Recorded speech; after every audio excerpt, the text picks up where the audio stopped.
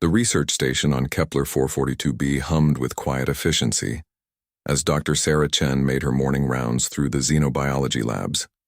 The distant twin suns cast strange purple shadows through the reinforced windows, painting the sterile corridors in alien hues. She paused at Observation Chamber 7, where the most important discovery of her career waited behind thick, transparent aluminum. Inside the chamber, a creature the size of a large dog paced restlessly.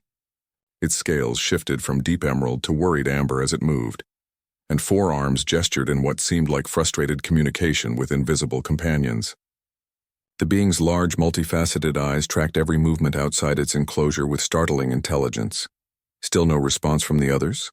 asked Dr. Marcus Webb, joining Sarah at the observation window. Sarah shook her head, her expression troubled. 3 months since we found him, and he hasn't made a single attempt to communicate with his own kind. The adult Zephyrians we've encountered barely acknowledge his existence. The creature they'd nicknamed Pip stopped pacing and looked directly at them through the glass. His scales flickered through a rapid sequence of colors that their translation computers couldn't decode. Whatever he was trying to say, it carried obvious distress. "Maybe he's too young," Marcus suggested. "Human children don't always fit in with adult conversations either." "That's what worries me," Sarah replied. "We know so little about Zephyrian development. What if he's reaching a critical social period? What if isolation is damaging him?" The research team had discovered Pip during a routine survey of the planet's northern continent. He'd been alone in what appeared to be abandoned ruins, weak from hunger and clearly distressed. Adult Zephyrians they'd contacted showed no interest in claiming him, responding to their inquiries with the alien equivalent of indifferent shrugs. Dr. Chen had spent countless hours trying to understand Zephyrian society. The adults were logical, efficient, and seemingly emotionless. They communicated through complex color patterns and mathematical concepts that their computers could translate. But Pip was different. His color patterns were erratic, emotional, almost playful. The adults found him as incomprehensible as the humans did. Dr. Chen, the excited voice of Tommy Rodriguez, the station commander's 8-year-old son, echoed down the corridor. The boy ran toward them, his shoes squeaking against the polished floor. "Can I see Pip today, please?" Sarah and Marcus exchanged glances. Tommy had become fascinated with the young alien since arriving at the station with his father 2 weeks ago. The boy pressed his face against every observation window he could reach, trying to get a better look at their unusual guest. "Tommy, we've talked about this," Sarah said gently. "Pip is still in quarantine. We need to make sure it's safe for both of you." "But he looks sad," Tommy insisted, standing on his tiptoes to peer into the chamber. "Look at his colors. They're all gray and droopy." Sarah looked closer. The boy was right. Pip's usual shifting patterns had settled into a dull, monotonous gray that reminded her uncomfortably of depression in human patients. Inside the chamber, Pip noticed Tommy at the window. Suddenly, his scales exploded into brilliant rainbow patterns. He rushed to the glass, all four arms pressed against it, his large eyes fixed on the small human boy. "Whoa." Tommy pressed his hands against the glass from the other side. "He likes me." Pip's colors shifted rapidly through what could only be described as excited patterns. He began moving in what looked almost like a dance, spinning and jumping while maintaining eye contact with Tommy. "I've never seen him react like this to any of us," Marcus whispered. Sarah pulled up Pip's behavioral records on her tablet. "You're right. His activity levels just spiked higher than we've ever recorded. His stress hormones are dropping rapidly." Tommy giggled as Pip performed what appeared to be an elaborate routine of spins and arm gestures. The boy started copying the movements, turning in circles and waving his arms. Pip immediately began mirroring Tommy's actions, creating an impromptu dance between species. "They're playing," Sarah breathed. "He's actually playing." The implications hit her immediately. Every interaction they'd had with adult Zephyrians had been formal, logical, devoid of what humans would recognize as emotion or play. But here was a young Zephyrian engaging in the universal language of childhood. "Dad," Tommy called as Commander Rodriguez appeared around the corner. "Dad, look! Pip wants to play with me." Commander Rodriguez watched his son interact with the alien creature, his expression shifting from caution to wonder. "Sarah, is this safe?" "All our tests show he's not carrying any harmful pathogens," she replied. But we've never attempted direct contact. Pip seemed to sense the adult conversation happening around him. His colors dimmed slightly, and he stepped back from the glass, looking uncertain. "He understands we're talking about him," Tommy said with surprising insight. "He's scared we won't let him play." Sarah made a decision that would change everything. "Marcus, prep the contact chamber. I want to run every safety protocol we have, but if they all come back clean..." "You're considering actual contact?" Marcus asked. "Look at him," Sarah gestured toward Pip, whose scales had returned to that dull gray. "He's exhibiting classic signs of social isolation. And Tommy might be the first being he's encountered who speaks his language." "What language is that?" Commander Rodriguez asked. Sarah smiled as she watched Tommy make funny faces at the glass, causing Pip's colors to brighten again. "The language every child knows, regardless of species. Play." Over the next several hours, the research team ran comprehensive safety checks.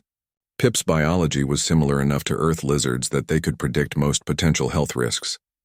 His emotional responses, however, were proving far more complex and human-like than anyone had expected. As the twin suns set over Kepler 442b, casting the station in deep purple twilight, Sarah made her final preparations. Tomorrow, if all their safety protocols held, they would attempt the first recorded play session between a human child and an alien one. She looked at Pip, who had curled up in the corner of his chamber, his scales dim with what appeared to be loneliness. Then she thought of Tommy, who had spent the entire day asking when he could really meet his new friend. Neither child knew that their friendship was about to prove something remarkable about the universe. Some things, it seemed, transcended species, language, and the vast distances between worlds. Sometimes the simple desire to play together was the most powerful force of all. The contact chamber buzzed with nervous energy as Dr. Sarah Chen ran through her final safety checklist. The specially designed room featured 2 separate sections connected by a controlled airlock, allowing for gradual introduction between the species. Environmental sensors monitored everything from air quality to emotional stress indicators. Tommy Rodriguez stood beside his father, practically vibrating with excitement.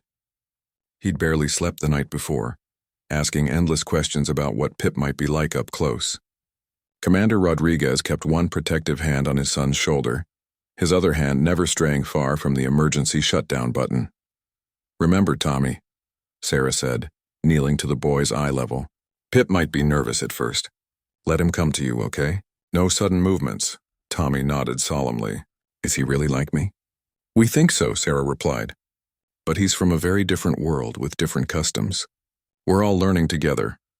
Through the observation glass, they could see Pip in his section of the contact chamber. His scales flickered between excited gold and nervous blue, creating swirling patterns across his skin. His forearms gestured constantly, and his large eyes darted between the humans and the connecting door.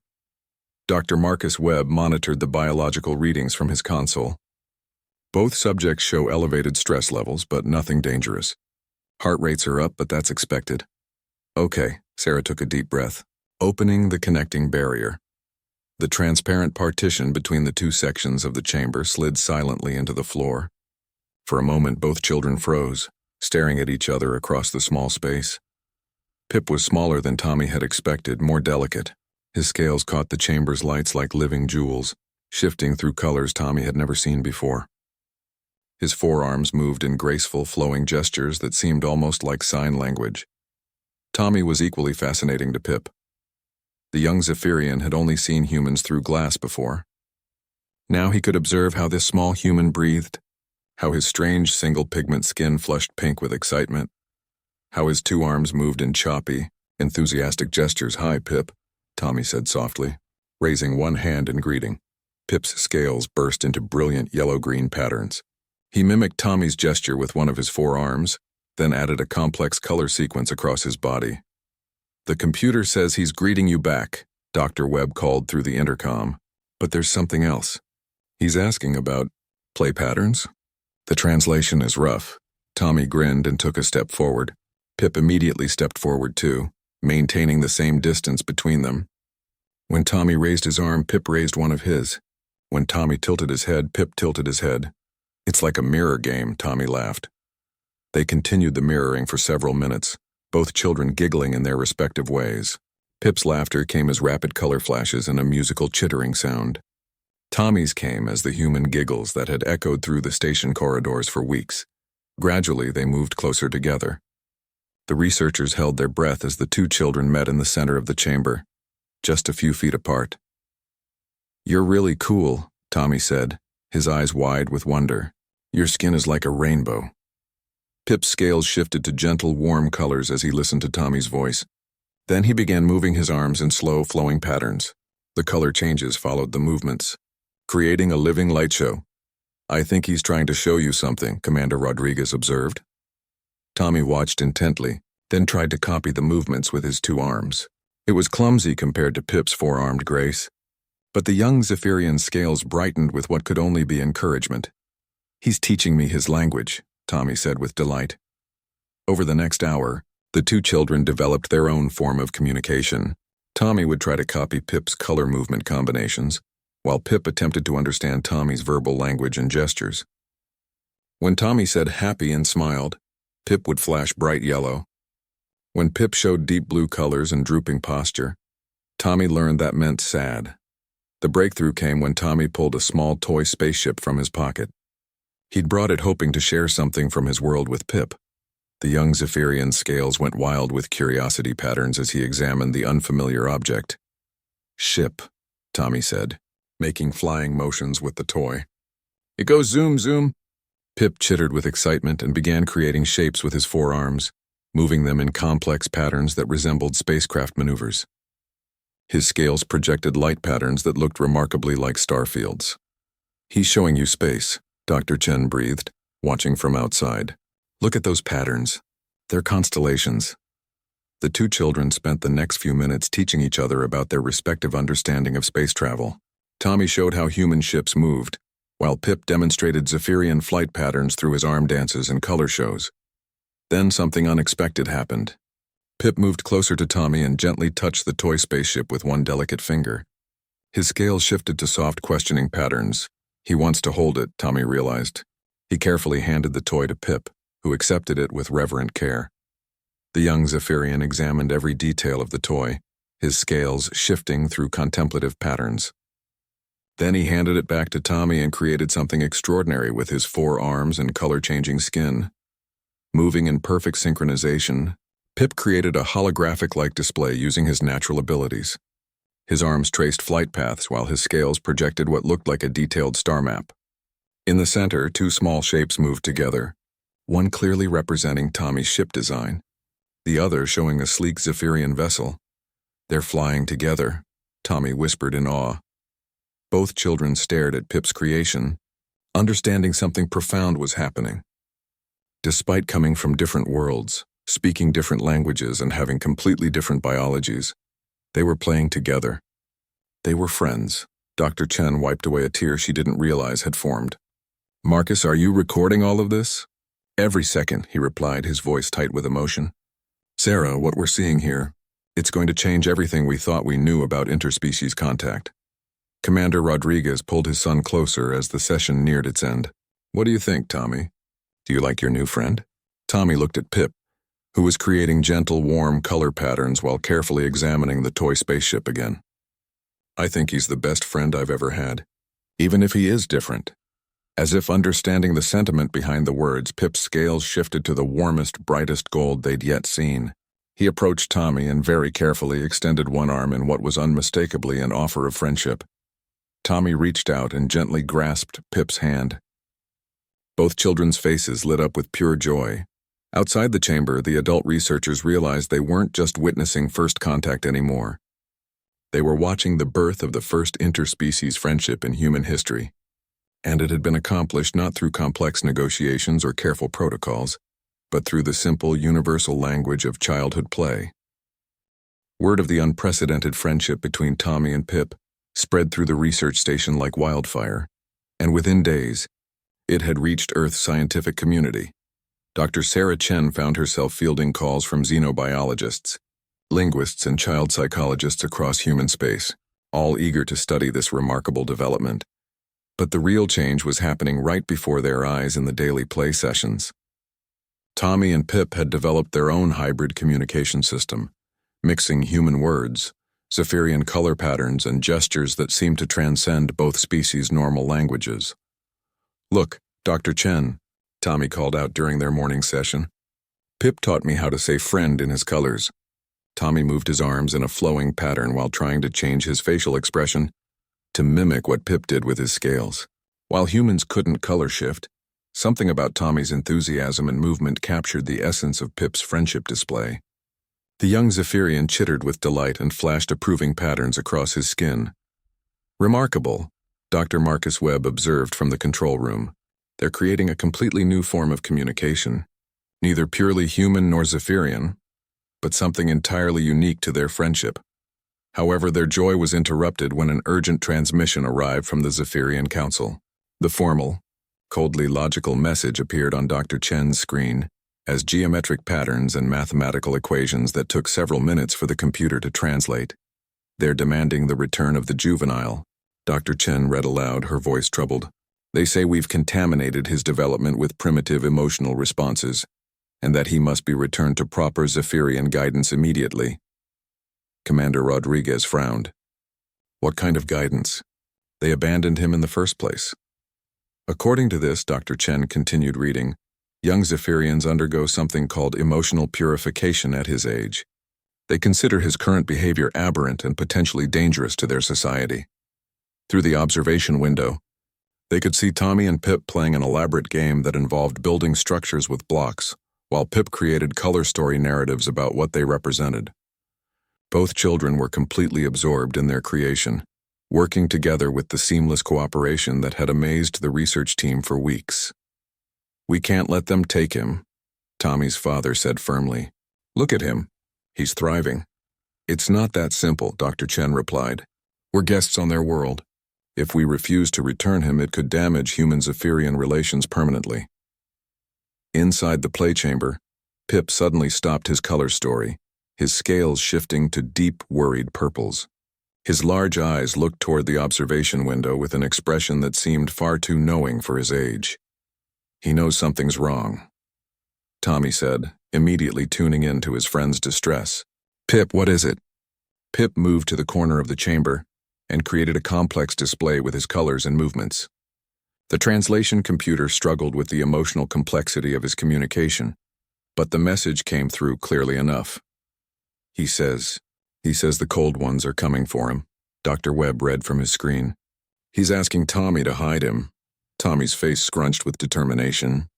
"We can't let them take him. He doesn't want to go." "Tommy, it's complicated," his father started. "No, it's not." Tommy interrupted, something rare for the usually well-behaved boy. "Pip is my friend. Friends don't let friends get taken by people who want to hurt them." Dr. Chen knelt beside Tommy. "What makes you think they want to hurt him?" Tommy pointed to Pip, who was now displaying what could only be described as fear patterns. "Look at his colors. He's scared, Dr. Chen, really scared, and he's trying to tell us something important." Over the next several minutes, with Tommy's help interpreting the emotional nuances that their computers missed, Pip managed to convey a disturbing picture of Zephyrian child-rearing. Young Zephyrians who showed emotional responses were subjected to a process that suppressed their ability to feel or express emotions. It wasn't harmful in a physical sense, but it fundamentally changed who they were. "It's like they're trying to turn him into a robot," Tommy said, his voice shaking with anger. "That's not fair." Dr. Chen felt her scientific curiosity warring with her human compassion. "Pip, is this why you were alone when we found you? Did you run away?" Pip's scales confirmed her suspicion with patterns of agreement mixed with remembered fear. He had escaped the purification process and hidden in the ruins, preferring isolation to the loss of his essential self. "We have to protect him," Dr. Webb said quietly. "I don't care about the political implications. That child came to us for help. But where can we go?" Commander Rodriguez asked. "This is their planet, and we can't take him to human space without proper protocols, which could take years." Tommy, who had been listening intently, suddenly brightened. What if we didn't have to choose? The adults looked at him curiously. What if we could show the grown-up Zephyrians that Pip is better now than he was before? What if we could prove that feelings don't make you weak? Dr. Chen considered this. "Tommy, that's actually not a bad idea. If we could demonstrate that Pip's emotional development has enhanced rather than impaired his abilities." "But how?" Dr. Webb asked. Tommy grinned and looked at his friend, who seemed to understand the conversation even without full translation. Pip, remember that star map game you showed me yesterday? The one where you figured out the math problem faster than the computers? Pip's scales lit up with understanding, cycling through excited patterns. He's been solving puzzles that would challenge adult Zephyrians, Tommy explained. But he's doing it because it's fun, not because he has to. Dr. Chen, what if feelings make you smarter, not dumber? The research team exchanged glances. In all their interactions with adult Zephyrians, they had been impressed by their logic and efficiency, but they had also noticed a certain lack of creativity and innovation. What if the emotional responses they suppressed were actually essential for higher-level thinking? It's worth investigating, Dr. Chen said slowly. If we could prove that Pip's emotional development has enhanced his cognitive abilities, we might have grounds to argue for a different approach. Pip seemed to sense the shift in mood. His scales brightened to hopeful golds and greens as he moved closer to Tommy. Will you help us prove that feelings are good things? Tommy asked his friend. Pip's response was a dazzling display of colors that needed no translation. It was pure determination, mixed with gratitude and the absolute trust that only children can give so freely. All right then, Dr. Chen said, making her decision. We have 3 days before the Zephyrian Council arrives to collect Pip. We're going to use that time to document everything. Tommy, I hope you're ready to help your friend show the universe just how amazing he really is. Tommy and Pip looked at each other, and somehow, without words or colors, they seemed to communicate the same thought. They were ready for the challenge. They had each other, and that made them stronger than either could be alone. The real test was just beginning. The research station transformed into a hive of scientific activity, as Dr. Chen's team worked around the clock to document Pip's remarkable abilities. They had less than 72 hours to build an irrefutable case before the Zephyrian Council arrived to reclaim him. Tommy, can you ask Pip to solve this navigation puzzle? Dr. Webb requested, pulling up a 3-dimensional star chart that had stumped their computers for weeks. Tommy and Pip huddled together, the boy explaining the problem in their unique hybrid language while Pip's scales shifted through contemplative patterns. Within minutes, Pip began creating a solution using his color displays and arm movements. Incredible, Dr. Chen breathed, watching the translation feed. He's not just solving it mathematically. He's approaching it intuitively, like he can feel the right path through space. What amazed the researchers even more was how Tommy seemed to understand Pip's thought processes. The human boy would nod along with Pip's color explanations, occasionally asking questions that helped his friend clarify his reasoning. They're thinking together, Dr. Webb observed. It's like they've formed some kind of cognitive partnership. The door chimed and Dr. Elena Vasquez, the station's child psychologist, entered with her arms full of testing materials. How are our subjects doing? Better than we could have hoped, Dr. Chen replied. Pip has solved 7 complex problems this morning, each one faster than the previous. But more importantly, his solutions are showing creativity we've never seen in adult Zephyrian responses. Dr. Vasquez set up her equipment. I'd like to run some standardized intelligence tests both individually and together. If Tommy is right about emotions enhancing cognition, we should see measurable differences. Over the next several hours, both children underwent extensive testing. Pip excelled at spatial reasoning and pattern recognition, skills that were expected for his species. But he also showed remarkable abilities in areas where adult Zephyrians typically scored poorly, such as creative problem-solving and adaptive thinking. Tommy's tests revealed something equally surprising. His scores in mathematical reasoning and spatial awareness had improved dramatically since beginning his friendship with Pip. The alien child's unique way of thinking had enhanced Tommy's own cognitive abilities. This is unprecedented, Dr. Vasquez announced, reviewing the results. Not only is Pip showing enhanced intelligence compared to emotionally suppressed Zephyrians, but Tommy's learning curve has accelerated beyond normal human parameters. They're making each other smarter. Commander Rodriguez, who had been watching his son work with increasing pride and worry, asked the question on everyone's mind. Will it be enough to convince the council? Before anyone could answer, an alarm chimed through the station. Incoming transmission from the Zephyrian Council ship, the communications officer announced. Dr. Chen accepted the call, and the main screen filled with the image of High Counselor Zenthka. a tall Zephyrian whose scales maintained the neutral gray patterns that indicated complete emotional control. Dr. Chen. The counselor's translated voice carried no warmth or inflection. We have arrived ahead of schedule. We will retrieve the contaminated juvenile immediately. Counselor Zenthka, Dr. Chen replied carefully. We request permission to present our findings regarding the juvenile's development. We believe we've discovered something significant about Zephyrian cognitive potential. The counselor's scales didn't shift from their neutral gray. Emotional contamination cannot be considered development. The juvenile will undergo immediate purification upon return.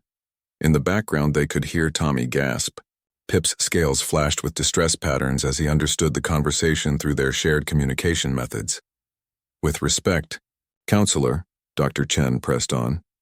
What if emotional responses actually enhance rather than impair cognitive function? We have documented evidence that this juvenile's problem-solving abilities exceed those of emotionally suppressed adults. For the first time, Zenthka's scales showed a faint flicker of something that might have been curiosity. Impossible. Emotional responses create chaos and inefficiency. May we demonstrate? Dr. Chen asked. Give us 1 hour to show you what this juvenile can accomplish. There was a long pause. Finally, Zenthka replied, Very well, 1 hour. But when your demonstration fails, the juvenile comes with us immediately. The connection ended, leaving the research team in tense silence. No pressure, Dr. Webb muttered. Tommy looked up at Dr. Chen with determination beyond his years. What do we need to do? Dr. Chen knelt beside both children. Pip, can you understand what's happening? Pip's scales shifted through complex patterns that Tommy translated. He says the cold ones want to take away his colors forever. He wants to show them that colors make him strong, not weak. Okay, Dr. Chen said, formulating a plan.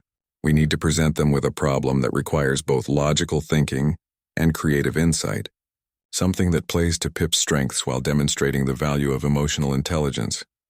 Dr. Webb pulled up the station's main computer interface. What about the terraforming calculations for the southern continent? It's been a puzzle that stumped both human and Zephyrian scientists for months. The terraforming project was meant to create a habitable zone where both species could coexist, but the environmental variables were incredibly complex. Traditional computational approaches had failed to find a solution that satisfied all the necessary parameters.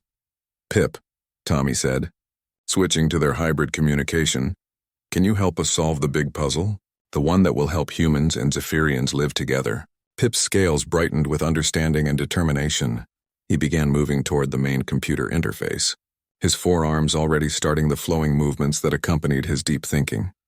Tommy, Dr. Chen said, I need you to be his interpreter and collaborator. Help him communicate his ideas to us. As the hour countdown began, Pip immersed himself in the terraforming data.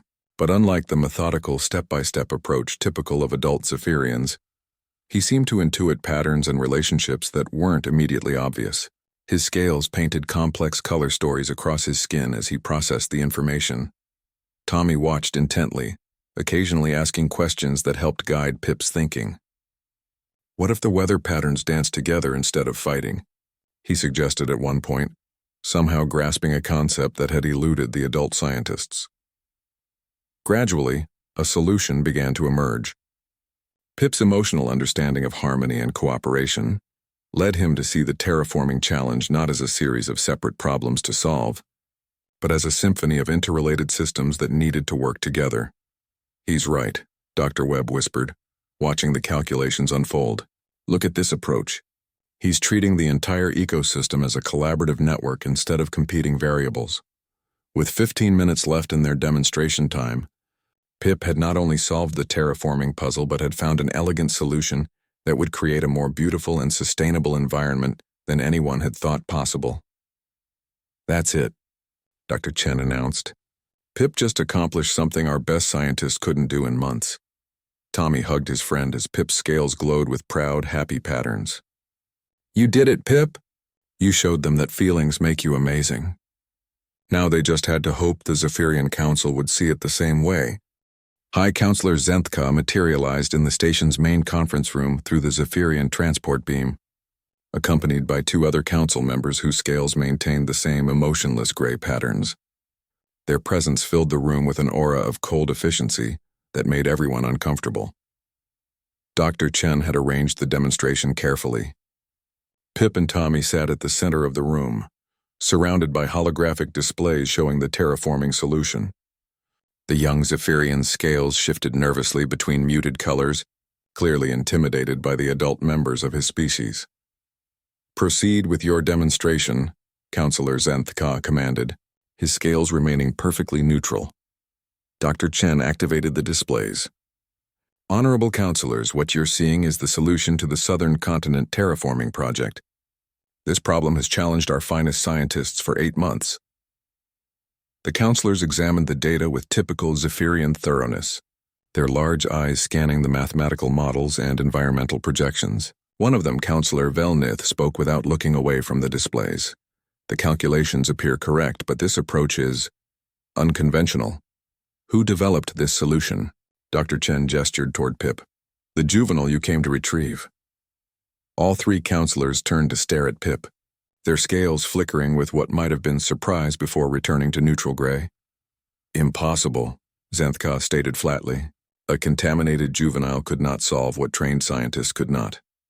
"With respect, Counselor," Tommy said, standing up beside his friend, "Pip isn't contaminated. He's special." The counselors looked at the small human with expressions that suggested they found the concept of a child, addressing them directly bizarre. "Tommy, please explain how you and Pip work together," Dr. Chen encouraged. Tommy took a deep breath, then launched into an explanation that amazed everyone present. He described how Pip's emotional responses allowed him to see patterns that pure logic missed, how his ability to feel harmony and discord helped him understand the relationships between different environmental systems. "When Pip looks at the weather data," Tommy explained, "he doesn't just see numbers. He sees the weather feeling happy or sad or angry, and when systems feel good together, they work better." Counselor Velnith's scales showed the faintest flicker of color. "You anthropomorphize natural phenomena. This is scientifically meaningless." Pip suddenly stood up, his scales beginning to shift through increasingly bright patterns. He began to speak directly to the counselors for the first time, his colors and movements creating complex communications that the translation computers struggled to follow. "He's saying," Dr. Webb read from his screen, "he's telling them about consciousness in systems, about how feeling the relationships between things reveals truths that equations alone cannot show." The counselors watched in fascination as Pip demonstrated his thinking process. He recreated the terraforming problem using his color displays, showing how emotional intuition had guided his logical analysis. His forearms moved in intricate patterns that seemed to make the mathematical relationships visible in 3-dimensional space. "Remarkable," Counselor Zenthka said, and for the first time, his scales showed a hint of blue that might have been curiosity. "The cognitive approach is entirely novel." But the third counselor, Kefza, maintained rigid gray patterns. "Novel but dangerous. Emotional responses lead to chaos and unpredictable behavior. This juvenile must be purified before he influences others." Pip's scales flashed with something that looked like frustration. He turned to Tommy, communicating rapidly in their hybrid language. Tommy nodded and addressed the counselors with surprising confidence. "Pip wants to ask you something.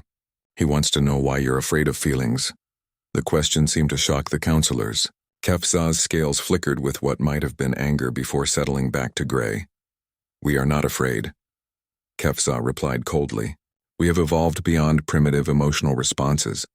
But what if you evolved wrong?" Tommy asked innocently. "What if you threw away something important?" Dr. Chen held her breath. The boy was challenging fundamental Zephyrian philosophy with the directness that only children could manage. Pip began creating another display, this one showing comparative data. He had somehow accessed the station's records of Zephyrian achievements over the past several centuries, comparing them to periods before emotional suppression became standard practice. "He's showing them their own history," Dr. Webb whispered. "Look at this. Innovation and creative problem-solving dropped dramatically after they began the purification process. The data was undeniable. Zephyrian society had become more stable and efficient after emotional suppression, but they had also become stagnant. Their greatest achievements, their most beautiful art, their most brilliant scientific breakthroughs had all occurred during earlier periods when emotional expression was normal." Counselor Velnith studied the historical data with growing fascination. His scales began to show faint color patterns, almost as if he was remembering what it felt like to experience wonder. This suggests, Velnith said slowly, that we may have sacrificed innovation for stability. Stability is survival, HFY insisted. Emotional chaos nearly destroyed our civilization. Pip's scales shifted to gentle, patient patterns as he created another display. This time, he showed the relationship between emotional regulation and emotional elimination. He wasn't arguing for chaos but for balance. Tommy translated with growing excitement. He's saying you don't have to choose between feelings and thinking. He says they work better together, like... Tommy paused, searching for the right words, like two parts of the same song. To demonstrate, Pip began creating what could only be described as emotional music using his color displays. The patterns flowed across his scales in rhythms that seemed to correspond to the mathematical harmonics of the terraforming solution. Logic and feeling merged into something beautiful and functional. Even HFY's scales showed a flicker of color before he forced them back to gray. You see, Dr. Chen said quietly, Pip isn't contaminated. He's evolved.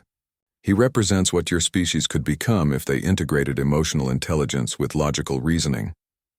Counselor Zenth-Ka was silent for a long time, his scales cycling through subtle patterns that suggested deep contemplation. Finally, he spoke. This juvenile has indeed accomplished something remarkable, but the implications of your proposal would require fundamental changes to our society. Maybe that's not a bad thing, Tommy said, with the wisdom that sometimes comes from innocence. Maybe sometimes growing up means changing, not just getting bigger. Pip moved closer to the counselors, his scales showing hopeful, trusting patterns. He wasn't afraid anymore. He had shown them who he truly was, and now he waited to see if they could accept the possibility of change. The next few moments would determine not just Pip's fate, but potentially the future of both their species. High Counselor Zenth-Ka materialized in the station's main conference room through the Zephyrian transport beam, accompanied by two other council members whose scales maintained the same emotionless gray patterns. Their presence filled the room with an aura of cold efficiency that made everyone uncomfortable. Dr. Chen had arranged the demonstration carefully. Pip and Tommy sat at the center of the room, surrounded by holographic displays showing the terraforming solution. The young Zephyrian's scales shifted nervously between muted colors, clearly intimidated by the adult members of his species. Proceed with your demonstration, Counselor Zenth-Ka commanded, his scales remaining perfectly neutral. Dr. Chen activated the displays. Honorable Counselors, what you're seeing is the solution to the Southern Continent Terraforming Project. This problem has challenged our finest scientists for 8 months. The counselors examined the data with typical Zephyrian thoroughness, their large eyes scanning the mathematical models and environmental projections. One of them, Counselor Velnith, spoke without looking away from the displays. The calculations appear correct, but this approach is unconventional. Who developed this solution? Dr. Chen gestured toward Pip. The juvenile you came to retrieve. All three counselors turned to stare at Pip, their scales flickering with what might have been surprise before returning to neutral gray. Impossible, Zenth-Ka stated flatly. A contaminated juvenile could not solve what trained scientists could not. With respect, Counselor, Tommy said, standing up beside his friend. Pip isn't contaminated. He's special. The counselors looked at the small human with expressions that suggested they found the concept of a child, addressing them directly bizarre. Tommy, please explain how you and Pip work together, Dr. Chen encouraged. Tommy took a deep breath, then launched into an explanation that amazed everyone present. He described how Pip's emotional responses allowed him to see patterns that pure logic missed, how his ability to feel harmony and discord helped him understand the relationships between different environmental systems. When Pip looks at the weather data, Tommy explained, he doesn't just see numbers. He sees the weather feeling happy or sad or angry, and when systems feel good together, they work better. Counselor Velnith's scales showed the faintest flicker of color. You anthropomorphize natural phenomena. This is scientifically meaningless. Pip suddenly stood up, his scales beginning to shift through increasingly bright patterns. He began to speak directly to the counselors for the first time, his colors and movements creating complex communications that the translation computers struggled to follow. He's saying, Dr. Webb read from his screen, He's telling them about consciousness and systems, about how feeling the relationships between things reveals truths that equations alone cannot show. The counselors watched in fascination as Pip demonstrated his thinking process. He recreated the terraforming problem using his color displays, showing how emotional intuition had guided his logical analysis. His forearms moved in intricate patterns that seemed to make the mathematical relationships visible in three-dimensional space. "Remarkable," Counselor Zenthka said, and for the first time, his scales showed a hint of blue that might have been curiosity. The cognitive approach is entirely novel. But the third counselor, Kefza, maintained rigid gray patterns. Novel but dangerous. Emotional responses lead to chaos and unpredictable behavior. This juvenile must be purified before he influences others. Pip's scales flashed with something that looked like frustration. He turned to Tommy, communicating rapidly in their hybrid language. Tommy nodded and addressed the counselors with surprising confidence. "Pip wants to ask you something. He wants to know why you're afraid of feelings." The question seemed to shock the counselors. Kefza's scales flickered with what might have been anger before settling back to gray. "We are not afraid," Kefza replied coldly. "We have evolved beyond primitive emotional responses. But what if you evolved wrong?"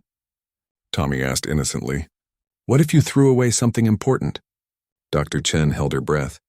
The boy was challenging fundamental Zephyrian philosophy with the directness that only children could manage.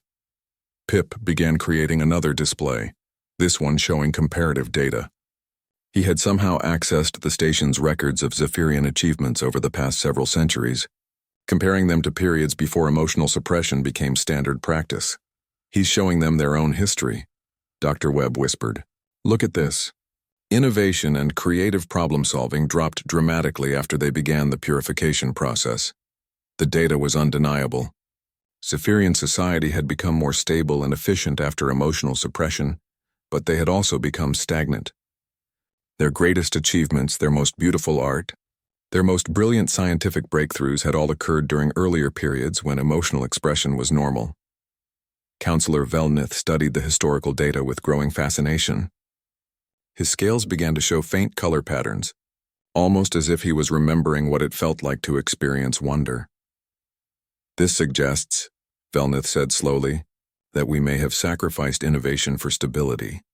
"Stability is survival," Kefza insisted. "Emotional chaos nearly destroyed our civilization." Pip's scales shifted to gentle, patient patterns as he created another display. This time, he showed the relationship between emotional regulation and emotional elimination. He wasn't arguing for chaos, but for balance. Tommy translated with growing excitement. "He's saying you don't have to choose between feelings and thinking. He says they work better together, like—" Tommy paused, searching for the right words, like two parts of the same song. To demonstrate, Pip began creating what could only be described as emotional music using his color displays. The patterns flowed across his scales in rhythms that seemed to correspond to the mathematical harmonics of the terraforming solution. Logic and feeling merged into something beautiful and functional. Even Kefza's scales showed a flicker of color before he forced them back to gray. "You see," Dr. Chen said quietly, "Pip isn't contaminated. He's evolved. He represents what your species could become if they integrated emotional intelligence with logical reasoning." Counselor Zenthka was silent for a long time, his scales cycling through subtle patterns that suggested deep contemplation. Finally, he spoke. "This juvenile has indeed accomplished something remarkable, but the implications of your proposal would require fundamental changes to our society." "Maybe that's not a bad thing," Tommy said, with the wisdom that sometimes comes from innocence. "Maybe sometimes growing up means changing, not just getting bigger."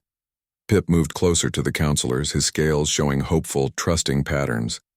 He wasn't afraid anymore. He had shown them who he truly was, and now he waited to see if they could accept the possibility of change. The next few moments would determine not just Pip's fate, but potentially the future of both their species. 1 year later, the research station had transformed into something unprecedented in galactic history, a thriving center of interspecies collaboration where emotion and logic danced together in perfect harmony. Dr. Sarah Chen stood in the observation deck of what they now called the Integration Center, watching a group of young beings that would have been impossible to imagine just 12 months ago. Pip, now noticeably larger and more confident, was teaching a mixed class of human and Zephyrian children how to solve complex mathematical problems using both analytical reasoning and emotional intuition. "Remember," Pip said, his scales shifting through encouraging patterns while he spoke in the hybrid language that had become common throughout the station. "Numbers have feelings too. When an equation is balanced, it feels happy. When it's wrong, it feels sad and wants to be fixed." A young human girl named Maya raised her hand. "But how do you feel what numbers feel?" Pip's scales brightened with delight at the question. "Close your eyes and imagine the equation as colors. Happy equations glow warm like Tommy's smile. Sad equations feel cold and gray." Tommy, now 9 years old and serving as Pip's unofficial ambassador to the human children, nodded enthusiastically. "It sounds weird at first, but it really works. Watch." He demonstrated by solving a complex engineering problem using Pip's emotional mathematical approach. The solution came faster and more elegantly than traditional methods would have allowed. In the corner of the room, Dr. Marcus Webb was documenting everything with barely contained excitement. The progress reports they'd been sending to the Zephyrian Council had begun as cautiously optimistic but had evolved into something approaching celebration. "Pip has exceeded every benchmark we established," Dr. Webb murmured to Dr. Chen as they watched the class. "His cognitive development is 300% above normal Zephyrian standards. His emotional intelligence is off the charts, and the human children working with him are showing enhanced abilities in every area we can measure." More remarkably, they weren't the only ones changing.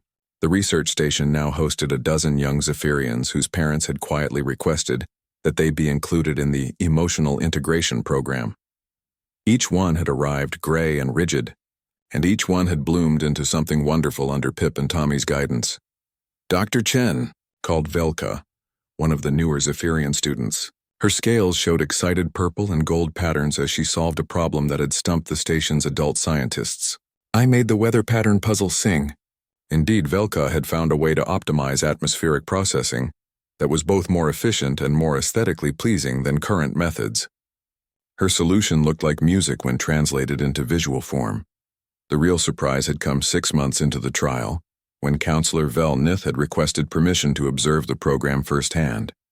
He had arrived with the same emotionally suppressed gray scales as all adult Zephyrians, but something remarkable had happened during his week-long visit. "I remember colors," he had whispered to Dr. Chen on his final day.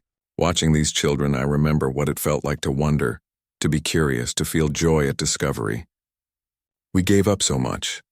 Now Velnith was leading a quiet revolution within Zephyrian society, advocating for what they called the new integration.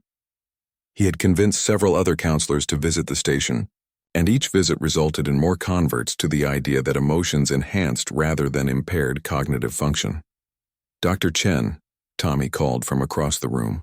"Pip wants to show you something special." Dr. Chen walked over to find Pip creating an intricate display with his scales and movements. The pattern was more complex than anything she'd seen from him before, incorporating mathematical equations, artistic expression, and emotional communication into a single, unified whole. "What is it, Pip?" she asked. "It's a message," Tommy translated, his own understanding of Pip's communications having grown incredibly sophisticated. He's been working on it for months. "It's for the Zephyrian Council, but also for anyone who wants to understand what we've learned here." The display was breathtaking.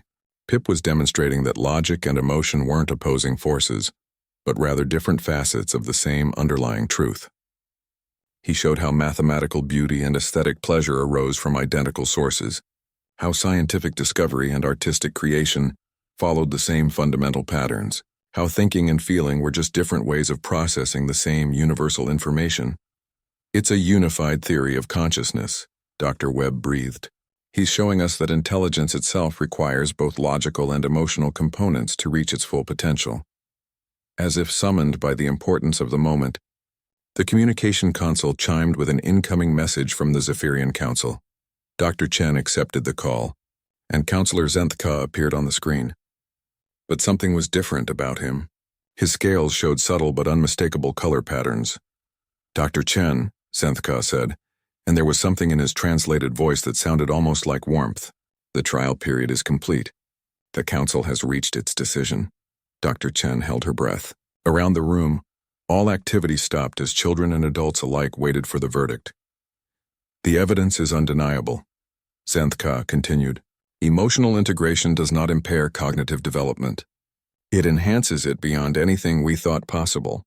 The Council has voted to end the purification program immediately. Pip's scales exploded into brilliant patterns of joy and relief. Tommy hugged his friend tightly as the other children cheered.